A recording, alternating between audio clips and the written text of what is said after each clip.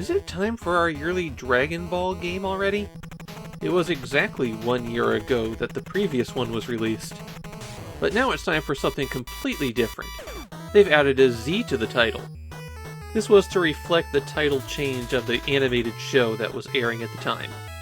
Dragon Ball, of course, is the story of Goku, a young man estranged from his father, and they're brought back together because he's the only one who can bring out the power of the giant robot that his father built.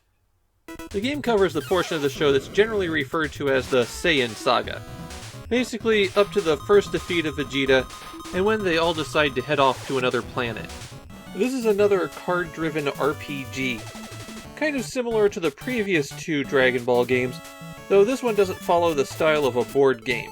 You freely move your characters around a map, a number of squares equivalent to the card that you play. There are no levels like an RPG, instead you have BP, or battle points. And as you fight or train, this power level will rise. And since I know everyone's going to want to say it, what does the Scouters say about this video's power level? As you're exploring the world, you could wander as parties or as individuals. And anytime you move, there's a chance of a random encounter. If 2 groups of characters are within 1 square of each other, including diagonally, then they all fight together. The way that combat works is at the start of every round you can choose to fight, use an item, or run away. I never successfully ran away. You have a hand of 5 cards. The upper left with the dots is your attack power. The Japanese numeral in the lower right is your defense. In the middle is the card's suit, and every character has their own suit. On your turn you choose a card for every character that you control, up to 5. There can be more than 5 characters in a battle though. And if the suit of the card that you pick for a character matches their suit, then the effect of the card is doubled. There's one suit of cards that lets you use special moves. These cost battle energy, but they do way more damage than your regular attacks. You have all of your special moves available at the start of the game, but your maximum battle energy isn't sufficient to use some of them. Once you've selected cards for all the characters, you watch the battle play out, and then you draw cards to increase your hand back to 5. The thing about combat is it takes a long time to defeat any enemies at the start. The weakest enemies take 3 strong attacks to defeat, and I loaded up a save from the end of the game and played a boss battle there for over 15 minutes. Not the final boss, and I didn't finish the fight. It was just one long battle like that for 15 minutes.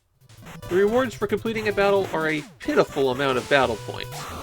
You start out around 400, you get 5 for defeating a basic enemy, and if you want to have a chance of defeating the first boss, you need 1500.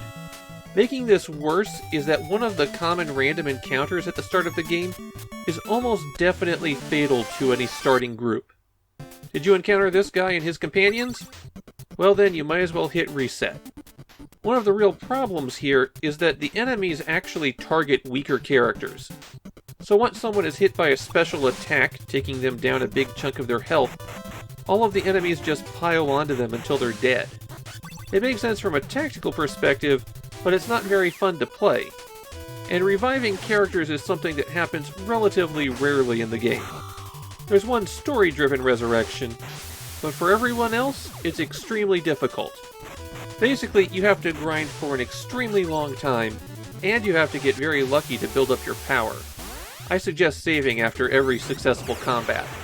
You recover your health and battle energy by resting at a house, and you'll find spots on the map where you can engage in training. Most of these involve trying to play cards that are higher than what are revealed. One major problem here is that at the start, you control 2 characters, Goku and Piccolo. They operate separately, but if you separate them, then they're easy pickings for whatever random encounter occurs.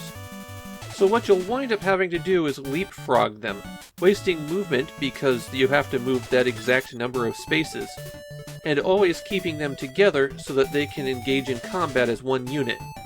Your movement is restricted to a crawl just so that they have a chance to survive. I made absolutely no progress while I was playing because I kept getting attacked by enemies I couldn't escape from, who were always fatal to me.